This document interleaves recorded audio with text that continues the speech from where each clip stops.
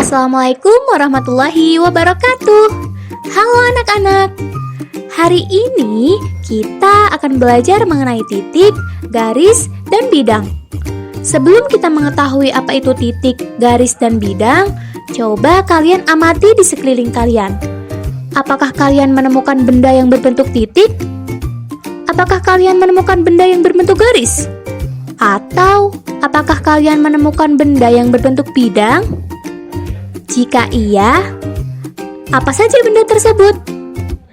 Nah, agar pengetahuan kita jadi bertambah, tahukah kalian apa yang dimaksud dengan titik, garis, dan bidang? Lalu, seperti apa kedudukan antara ketiga elemen tersebut? Yuk simak selengkapnya. Menurutmu, apakah titik bisa didefinisikan? Mengingat titik merupakan sesuatu yang abstrak. Jika bisa, apa sih definisi titik? Titik adalah elemen dasar dari geometri yang tidak memiliki panjang, lebar, dan tinggi, sehingga tidak memiliki dimensi. Artinya, titik merupakan elemen paling sederhana dan mendasar dari geometri yang menjadi dasar dari pembentukan garis, bidang, dan ruang. Saat di pelajaran bahasa Indonesia, kamu juga mengenal istilah titik kan? Titik pada bahasa Indonesia berfungsi sebagai tanda baca yang menandakan akhir kalimat. Cara mendasar, konsep titik pada geometri atau bangun ruang dan bahasa Indonesia itu berbeda ya, meskipun visualisasinya bisa sama, yakni sebuah titik kecil. Pada geometri, titik menggambarkan lokasi atau posisi tertentu tanpa ukuran, sedangkan pada bahasa Indonesia, titik lebih memiliki fungsi sebagai tata bahasa. Lalu, seperti apa sih hubungan antara titik, garis, dan bidang itu? Hubungan antara ketiganya bisa dilihat dari kedudukan masing-masing elemen sebagai berikut. Yang pertama yaitu kedudukan titik terhadap titik. Apa saja kedudukan titik terhadap titik? Yang pertama yaitu titik yang saling berimpit.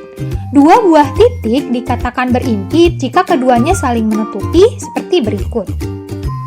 Titik A dan titik B saling berimpit, sehingga seolah-olah hanya ada satu titik.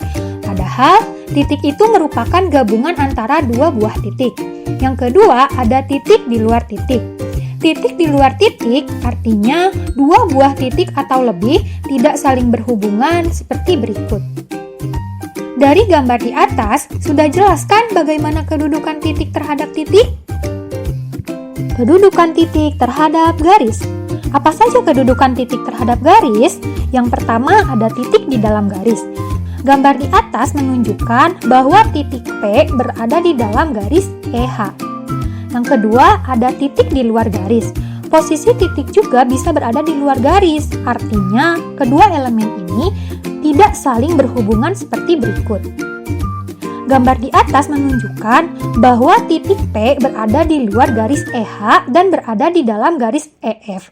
Jadi, kedudukan titik di dalam atau di luar garis itu bergantung pada garis acuannya ya. Kedudukan titik terhadap bidang. Apa saja kedudukan titik terhadap bidang?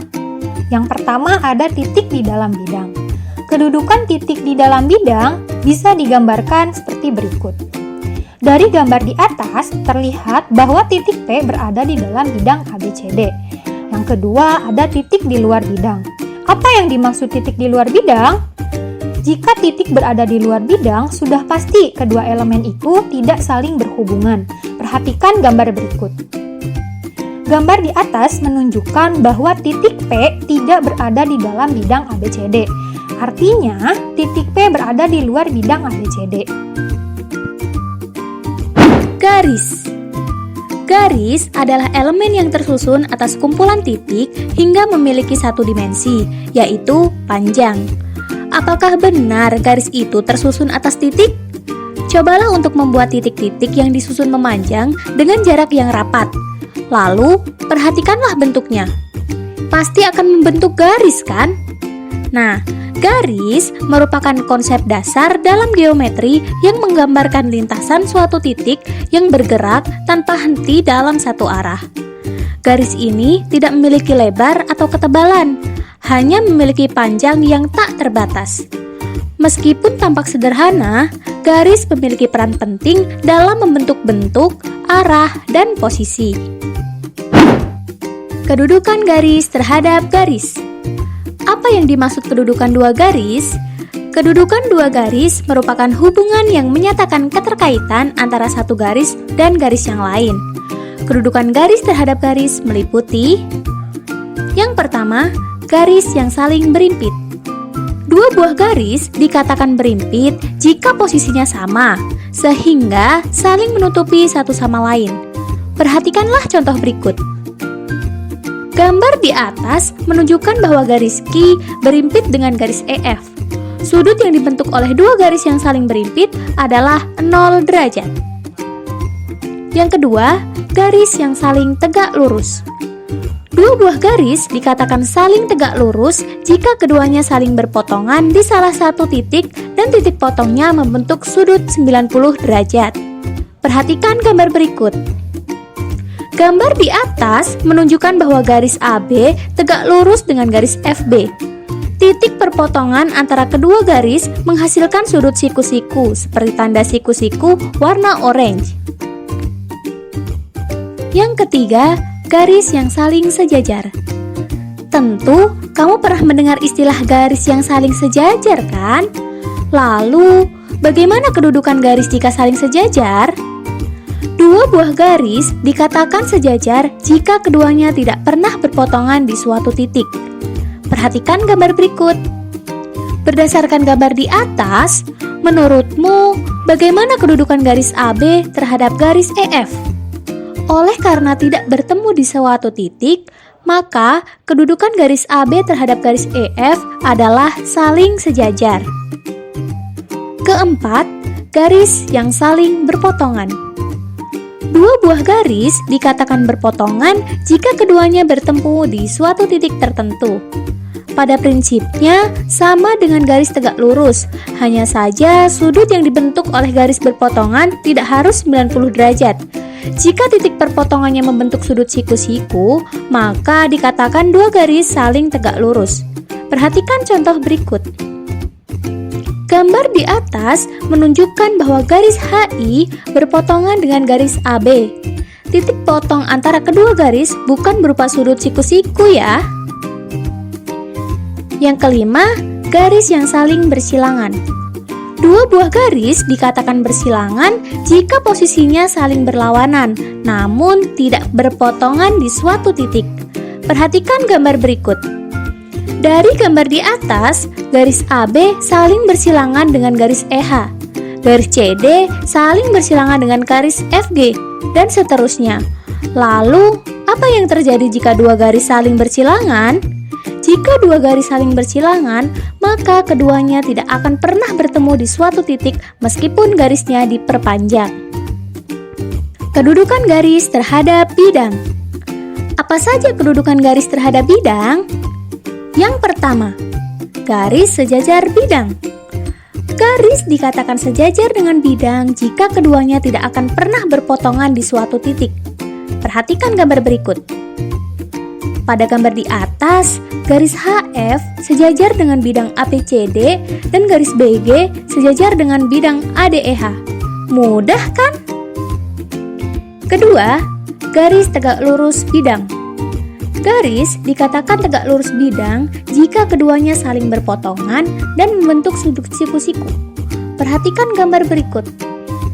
Gambar di atas menunjukkan bahwa garis PQ tegak lurus terhadap bidang ABCD dan garis ST tegak lurus terhadap bidang ADEH.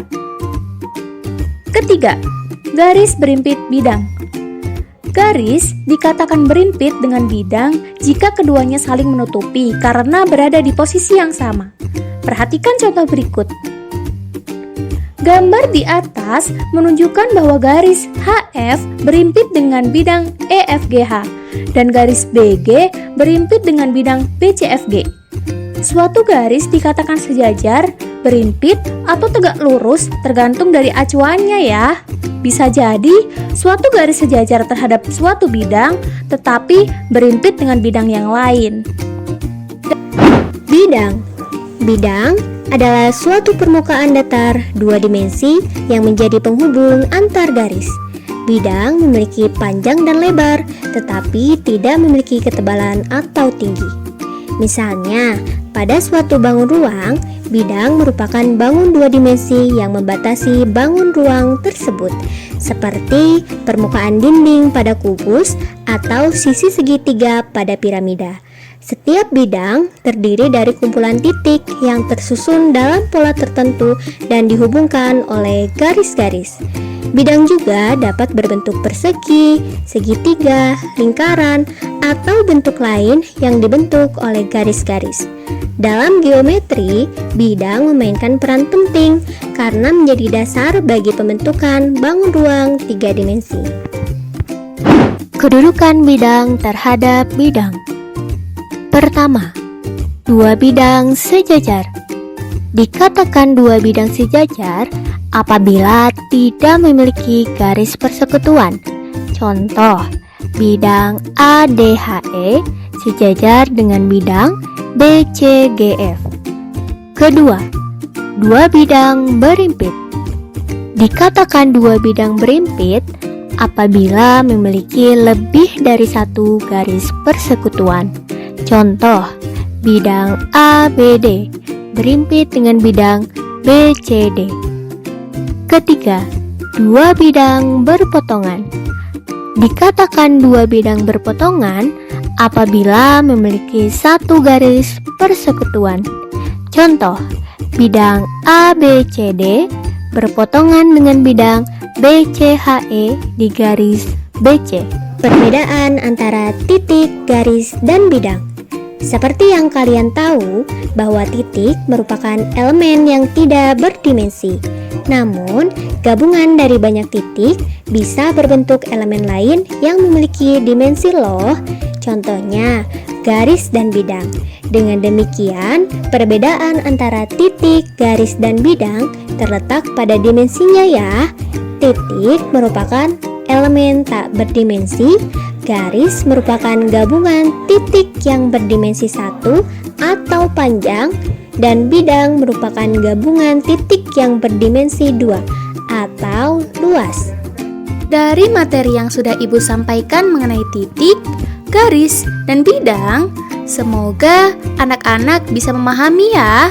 Dan juga jangan lupa tetap semangat belajar. Terima kasih.